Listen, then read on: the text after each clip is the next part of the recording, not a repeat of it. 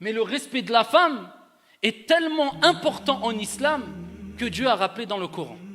Et le prophète alayhi salatu wassalam, dans les récits prophétiques authentiques, que la femme, c'est ta fille, c'est ton épouse, c'est ta mère, et que lorsqu'elle est une fille, c'est une protection pour toi contre le feu de l'enfer. Lorsque c'est ton épouse, eh bien c'est elle qui va faire de toi un croyant parmi les croyants à la foi la plus complète et parfaite. Et lorsqu'elle est ta mère, c'est ton paradis. Lorsqu'elle est ta fille, c'est une protection pour toi contre le feu de l'enfer. La preuve rapportée par l'imam al-Bukhari. Le prophète alayhi afdalus salati wa askat taslim a dit dans le sens: toute personne à qui Allah tabaraka wa ta'ala a confié la responsabilité d'avoir des filles et qu'il les éduque en se comportant de la meilleure des manières avec elles, en se comportant bien avec elles, avec douceur, elles seront une protection, un bouclier contre le feu de l'enfer.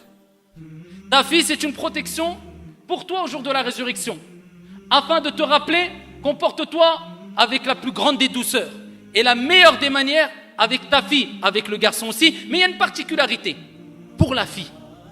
Lorsqu'elle est ton épouse, rapporté par l'imam at-Tirmidhi, bisanadin Hassan, le prophète alayhi salatu wassalam a dit: akmalul mu'minina imanan ahsanuhum khuluqa.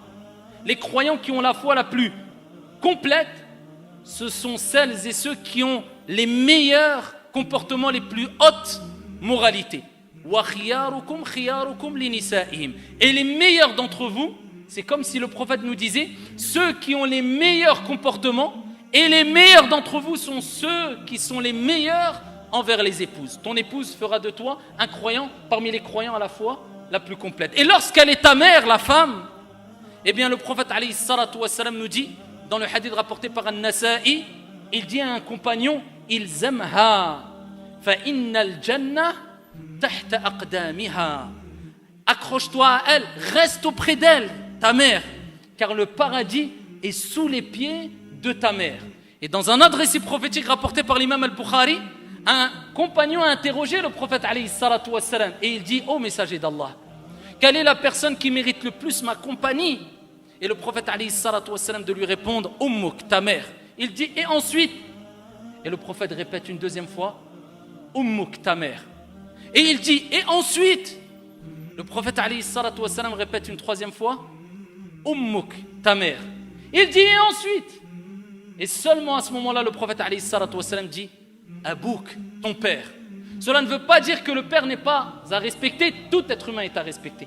Mais il y a des particularités, et même pour le père. Car dans un autre hadith, le prophète alayhi salatu wassalam dit: le paradis sous les pieds du père et de la mère. Et dans un autre hadith, le prophète alayhi salatu wassalam dit: le père est la porte du milieu des portes du paradis. Prends-en soin si tu veux, ou abandonne-la si tu le souhaites. Ça, ayyuha al-akhyar, c'est le respect vis-à-vis de la femme.